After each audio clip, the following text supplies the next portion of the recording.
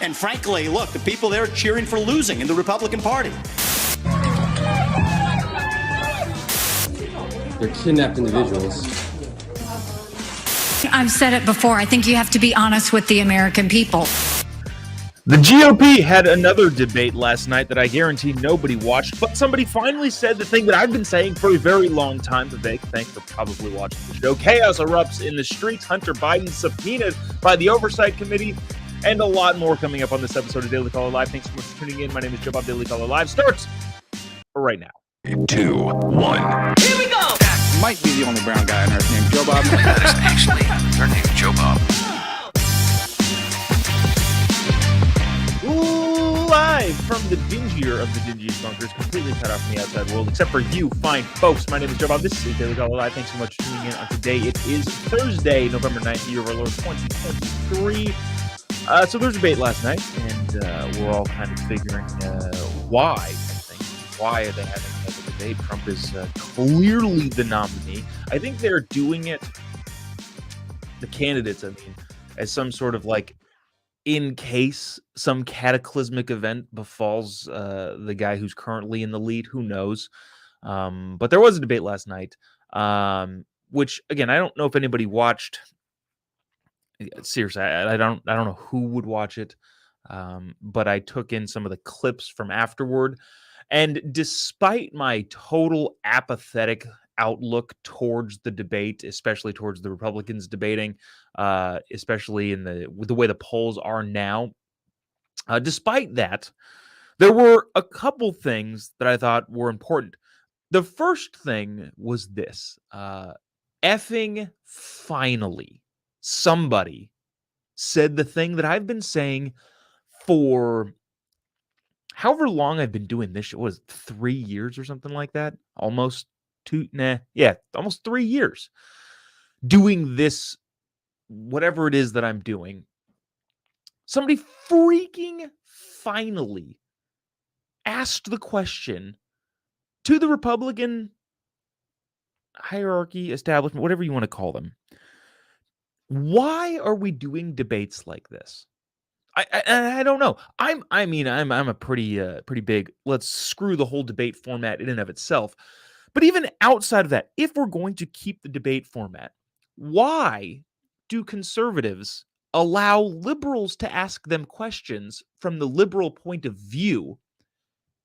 And then when they don't answer the question with a progressive mindset, they get blasted for it. Why does that happen? I talked about this in the first Republican debate where the kid from YAF asked the question of like, what do we think about climate change?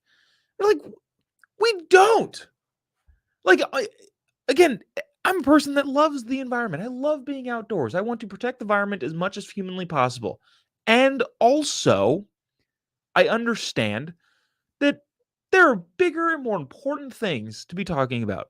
So on the list of the totem pole of the hierarchy of things that Republicans care about, climate change is down there. Why then are we allowing somebody to ask a question from the leftist progressive point of climate change is clearly terrible? Was the joke that somebody had said. So they said, the kid asked the question, I'm going to die in 2 weeks from climate change. And then the question, the Fox Business panel was like, all right, who wants to kill the kid? Show of hands. And you have to participate in that. But finally, I'll stop rambling here. But finally, Vivek, who I have some issues with, but finally he said the thing that I've been saying for a very long time. Watch this. I mean, since Ronna McDaniel took over as chairwoman of the RNC in 2017, we have lost 2018, 2020, 2022, no red wave that never came. We got trounced last night in 2023. And I think that we have to have accountability in our party. For that matter, Ron, if you want to come on stage tonight, you want to look the GOP voters in the eye and tell them you resign, I will yield my time to you. And frankly, look, the people there cheering for losing in the Republican Party. All right, that's not what I was talking about. That was just a lead up to it. Here's what he's talking about. Here's the thing that I was like, yes, finally. Think about who's moderating this debate. This should be Tucker Carlson, Joe Rogan, and Elon Musk. We'd have 10 times the viewership, asking questions that GOP primary voters actually care about and bringing more people into our party. You think the Democrats, and we've got Kristen Welker here, you think the Democrats would actually hire Greg Gutfeld to host a Democratic debate? They wouldn't do it. No. And so the fact of the matter is, I mean, Kristen, I'm going to use this time because this is actually about you in the media and the corrupt media establishment. Ask you, the Trump-Russia collusion hoax that you pushed on this network for years, was that real or was that Hillary Clinton made up disinformation? Answer the question. Go. Mr. Roberts. Sorry. This is how we get our country back. We need accountability because this media rigged the 2016 election. They rigged the 2020 election with the Hunter Biden laptop story. Mr. Ramaswamy, and they're going to rig this election. Your time is up. Accountability. Let me turn to Governor Christie. Why you? Yeah. You know, you can think what you want about Vivek. I think I agree with him on a lot of stuff. I think he's more of a salesman than he is really anything else. But having said that, I do like the fact that he's a business executive vying for the executive position of the United States. Is he going to win the nomination? No, absolutely not. But he's saying some pretty important things. I've been asking this, and I get not to reiterate what I said at the beginning. Why does the Republican Party agree to do this? I don't know. And he asked the question point blank. What do we gain by allowing progressives to ask questions from a progressive point of view who pushed misinformation and disinformation on their media platforms for the last 7 years, even before that? Why do we let them dictate how the conversation goes? I don't know. And Vivek doesn't know. And finally, somebody freaking said it and said, what was it? Elon Musk, Joe Rogan, and Tucker Carlson should be moderating the debate. Yeah, you know how many viewers that would get? You know how many more questions that actual conservatives would care about would get asked? The entirety of it.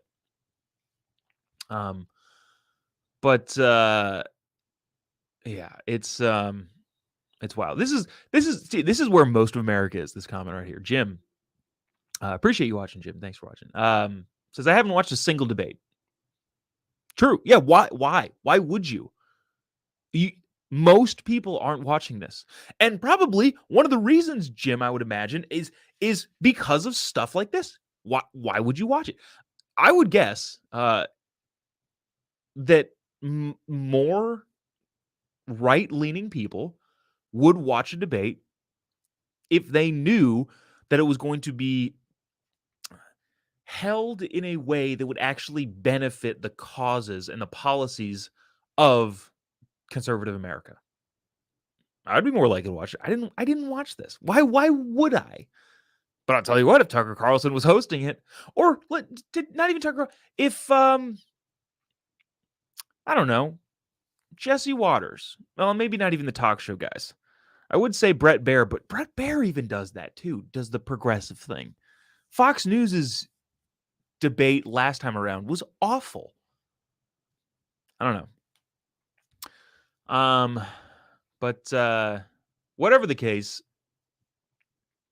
it's I don't know, such a weird thing. Sometimes I get distracted here with some of the arguments in the comment section about not what we're talking about here.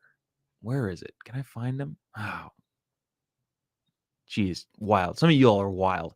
But the other thing that I want to touch on the debate, and mostly because we touched on this a lot yesterday, is this. I'm going to play this long clip of Nikki Haley. There are going to be people that are upset about this. There are people already that disagree with the sentiment, and that's fine. There's several prominent conservative talk show hosts talking about abortion and how Republicans stop losing and what they should do.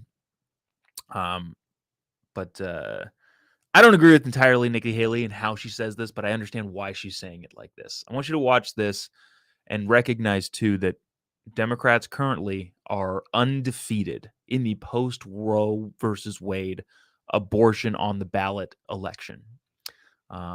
And that being said, we are now also by proxy sacrificing all of the other policies because Democrats are so popular on this issue. Watch Nikki Haley talk about how Republicans should handle it, and we'll briefly discuss. We don't want to spend a ton of time on this like we did yesterday. Watch this.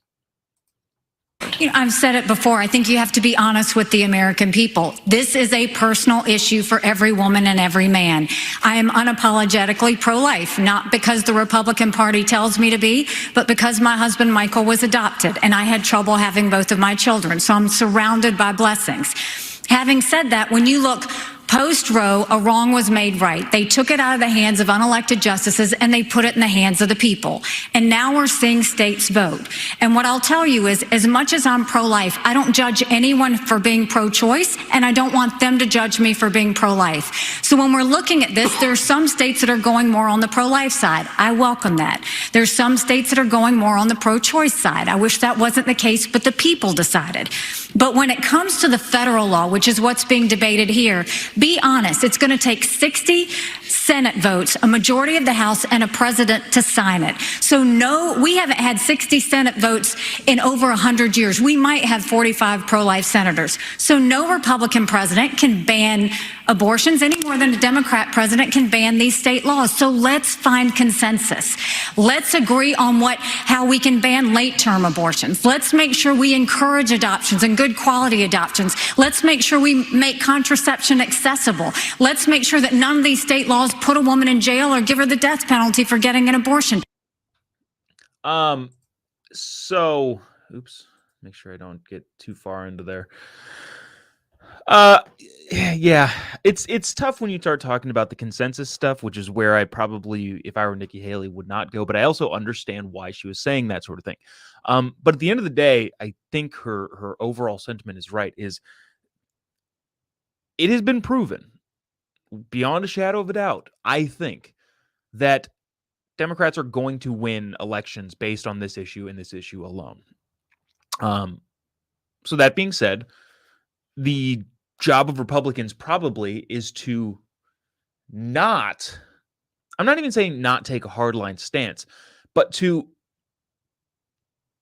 not be so fervently outspoken. I don't even want to say that either. Republicans can't let Democrats dictate that this will be the only issue that people will be voting on, because Republicans will lose. And there are a lot of other issues at stake. And so if Republicans continually lose specifically and solely and only on this particular issue, we all lose on all of the other policies that Democrats will push. So that being the case, knowing that Democrats will win on this sort of thing, I think Nikki Haley would agree, and I think there's a lot of people out there who are looking to win elections would agree, make it a moral issue as opposed to, not even as opposed to, but in addition to making the legalistic argument, make the moral argument. And have that somewhat supplant and maybe replace the legalistic side. Because if something is legal, but society has so shunned it that nobody does it, I'm more for that than just losing on the sake of, I don't know, for standing your ground. Standing your ground and losing, I understand the point being made, but at the end of the day, you still lost. And you don't get to make policy, and you don't get to make decisions, and you don't get to legislate, and you don't get to govern if you lose. I don't know. This is going to be a topic for a while that is going to be an interesting thing that Republicans have to wrestle with. So at the end of the day, again, you're talking to an as pro-life person as it gets, but I also recognize the rationale that we're having to do. And that doesn't mean you let off the brakes on trying to convince people in other ways rather than just legislatively. But the thing I did want to play after this is Rachel Maddow. So this is a perfect example of Republicans doing a bad job at pitching this idea. Watch this very, very short clip. Check it out. 15-week national limit. He has stopped saying ban. Now he says limit, but that's the only adaptation that we have seen. Okay, so the big long thing there that she's been talking about for a while is they're a 15-week ban, 15-week ban, 15-week ban. Now they're saying limit, which I think is a good thing. I think that's a good verbal/rhetorical change that Republicans should make. 15-week limit. That being said, Rachel Maddow's like, it's still a ban. Okay, but most Americans agree with that. That's, I think, the big thing. When you talk about abortion and you talk about the limits, we talked about this yesterday. We don't need to beat it to death. The overwhelming majority of Americans agree to a 12-week limit or 12-week ban after 12 weeks. 15 is more progressive and more liberal than the majority of Americans, Republicans, Democrats, Independents, agree with. So what it comes down to is Republicans getting better at the messaging about it. There is a consensus there, but Democrats have pushed it so far to one side and will continue to run on hypercharged political words like banned and bans off our bodies and all that sort of crap, that it comes down to, one, as much as you are, it comes down to realizing that there are other issues on the table, and two, messaging better.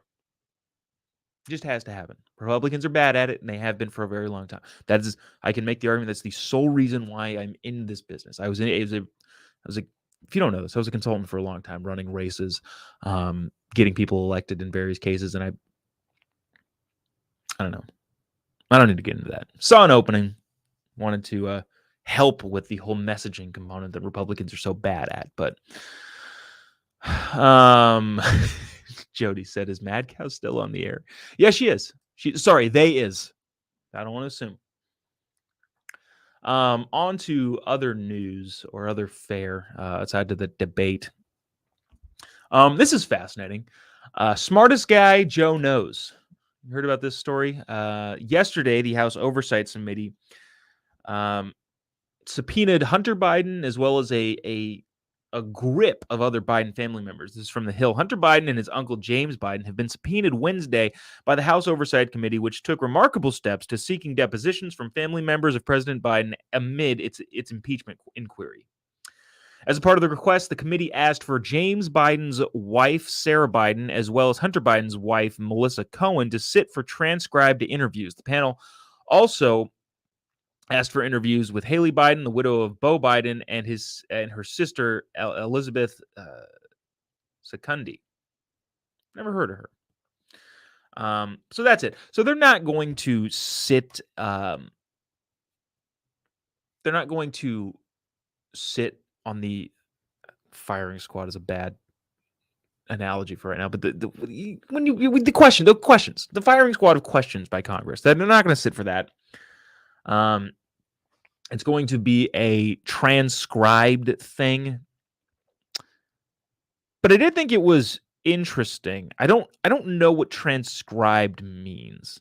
To sit for transcribed interviews, does that mean that they get to sit there with their lawyers and word it exactly how they want it to be? And if that's the case, I'm not super excited about it, even though it is a little bit exciting.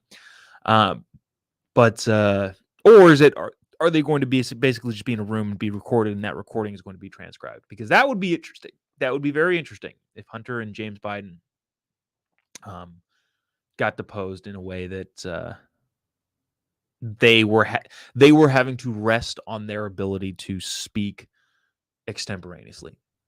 So it'll be interesting. One of the not funnier, but interesting clips is when KJP found out about it while on the press briefing room podium. Watch this. KJP being asked, "Hey, Hunter Biden just got subpoenaed by the Oversight Committee. Anything you want to say about that?" She says no. Check it out. The House Oversight Committee has issued subpoenas for Hunter Biden, James Biden, and Biden family business associate Rob Walker. Do you have a comment on that? So look, as you just mentioned, it's just breaking, so I don't have this information in front of me. I'm just hearing from you. Certainly, I would refer you to any of the personal representatives on this, on your question. But I will have to say something that I've said many times. This is an investigation that has been going on for a year now and has turned up zero evidence of wrongdoing by the president because there is none. But Republicans continue to double down on a baseless smear campaign against the president and his family. I love it. No evidence, despite having all of the evidence. I love that. Why didn't Republicans do that? No evidence of Russian collusion. No evidence of Russian collusion, because there actually was no evidence of Russian collusion. Why are we so bad at coming up with succinct, short phrases that everybody can utter? I don't know. Maybe that's the problem. Maybe the type of person that ends up being a conservative / Republican is not the type of person that can be grouped into a room full of people and all told to spout the talking points. Maybe that's our biggest issue. The people whose brains work in such a way that they would identify with liberal policies and Democrat party affiliation are the same type of people that will 100% repeat the line, say what we need to say. And the type of people that want freedom are good for the country from a policy standpoint, but bad for messaging because they can't get together and decide on how to say things. But I love that. The media and KJP constantly saying, well, there's no evidence, which is laughable, I guess, if you think about it. Like, despite all of the flipping evidence, what do you mean there's no evidence? But anyways, the baseless claims, again, despite all the evidence, we don't need to get into the evidence right now.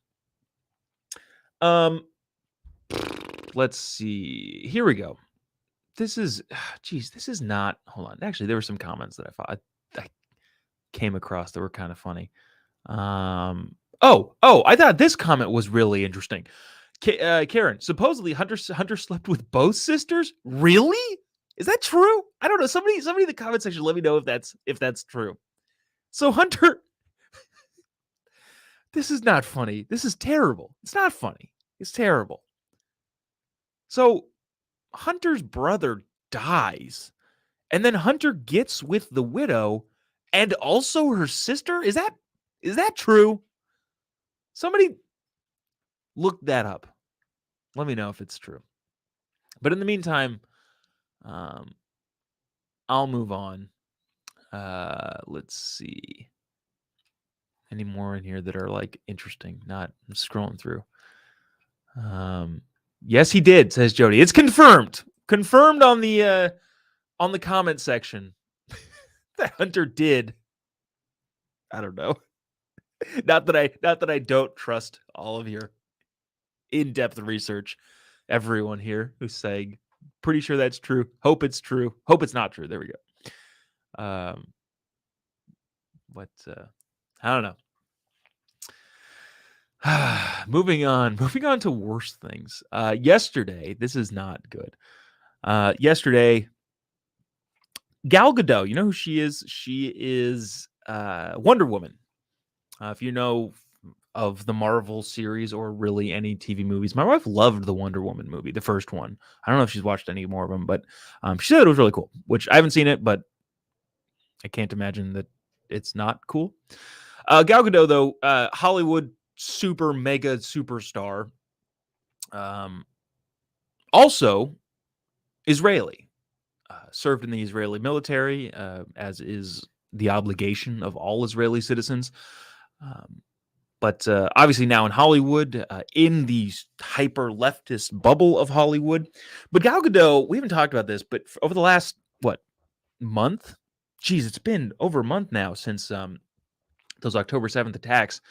Gal Gadot has turned her Instagram page into a nonstop megaphone for hostages and the whole war on Israel and between Israel and Palestine / Hamas. How many followers does she have? She's got a ton.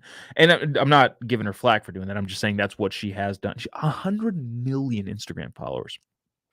But her entire thing is bring them home. No hostages left behind. Dear President Biden.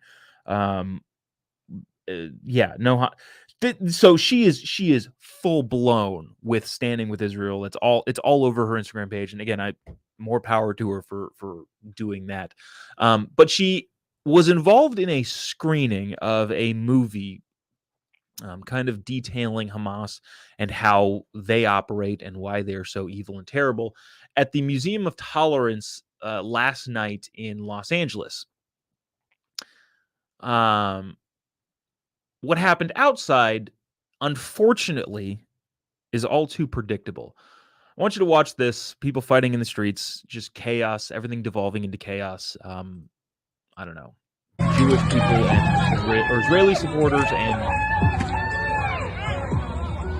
quote unquote free Palestine, or in other words, eliminate Israel people, just brawling in the streets. Now, I don't really watch more of this. I don't know what we do about this. I hate the fact that I think I watch that, and I think a lot of you watch that and go, "Oh, yeah, that's how you handle disputes nowadays." But we are in a crazy. Oh, geez, I don't know if I want to get into this. All right, somebody finally said, I think it was a Democrat congressperson. I forget who it was, but I think went on the Sunday talk shows and was talking about stop the Israeli genocide on the Gazan people. And he said a thing that I've been thinking, but just haven't really, I don't know. Not that I didn't want to say it. I was just like, I feel like this is obvious, but nobody else is saying it. So I feel weird saying it. But somebody finally on the talk shows said, look, it sounds super grim, but if Israel wanted to commit a genocide, they could. They have the military power. They have the weaponry. They could make Gaza a parking lot if they wanted to. So the people that are so ardently saying, stop the genocide, most people on the Israeli side and most people who understand this would go, what are you talking about? If they wanted to delete the entire region and all of the people in it, they could. And the fact that they are not would tell you that they are not interested in committing a genocide. Maybe they have another motive. Maybe their motive is remaining alive. And in order to do that, you have to eliminate Hamas. But that guy said that on there, which I don't know, kind of feels like it's okay. So now we can say that. Not that there's anybody tongue-tied here, but I don't know. There's things that I'm like, I don't know if I want to talk about. Another thing that I guess I don't want to talk about that leads into this is yesterday. And I do not condone any of this behavior. There's video out there. I'm not going to show you the video. There's photos out there. I'm not going to show you the photos, but you can find it if you want. A 77-year-old American Argentinian? Was it Argentina? In one of your South American countries, one of your South American or Central American countries, there's a group of climate activists protesting in the middle of the street because apparently climate activists just do that. And up until now, people have just put up with it. They've yelled and screamed and they tried to drag them off the street. I do not condone this in any way, shape, or form. But yesterday, an older attorney and law professor got out of his car because people were blocking the road, and he shot two of them. That's not how you handle situations. That is not the way that you should handle that. But the point I think I'm trying to make is the people that are provoking the chaos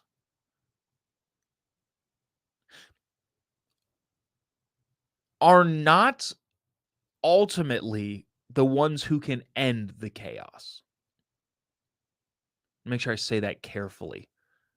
Again, I'm not condoning violence in any way, shape, or form, but I think the people out there that are participating in the lawlessness of the society that we've allowed to happen ultimately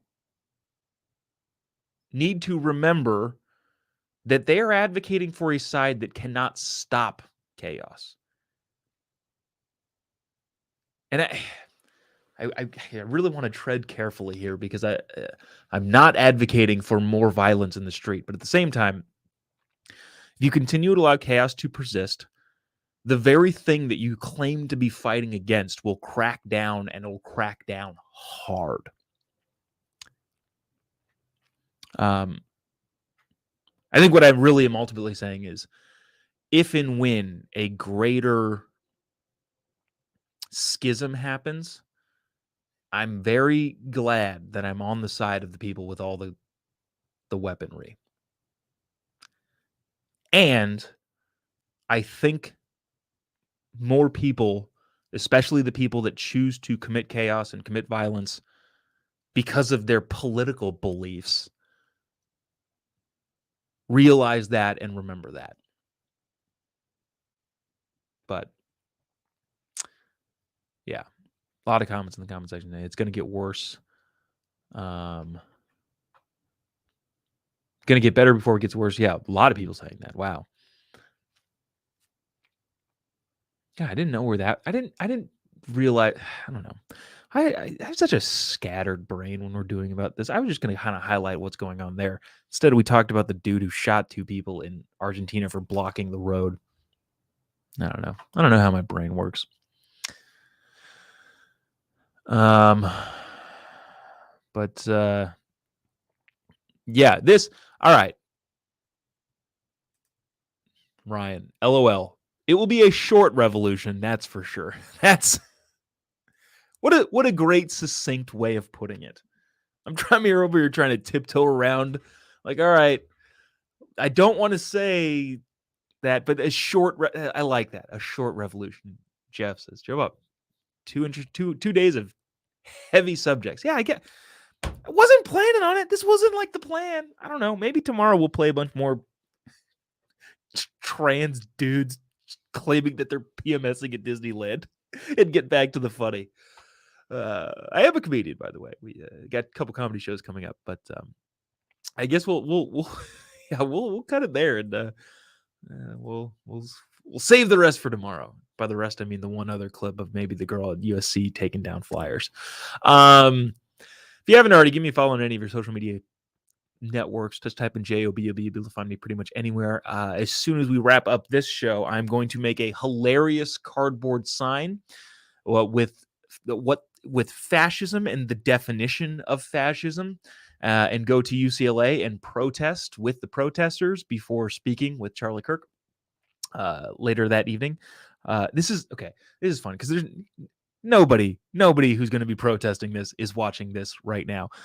But Charlie goes and sits at a table on the campus, and people come up to the table. They try to argue with them. They usually get hilariously, rhetorically slammed. But I go out there and I mill around in the audience. And today, one of the security guys said, "Hey, you should make context." Last time he was doing this, and I was at one of these events, one of the girls said, screaming, "F off fascists!" And then we asked her, "Hey, what's a fascist?" She says, "I have no idea what a fascist is." So one of the security guys was like, "Hey, you should get a sign and just write the definition of a fascist and stand out there with the protesters and yell at Charlie while he's at the table." I was like, that's a hilarious idea. So I'm going to go do that. And then later on this evening in the Ackerman Ballroom, I believe, Charlie's giving a speech, and then I'll be opening up for him, kind of doing my little smart ass routine. So if you're in the area, we will be at UCLA this evening, next Wednesday, November 15th. I will be in Amarillo, Texas, giving a speech to the Turning Point chapter there.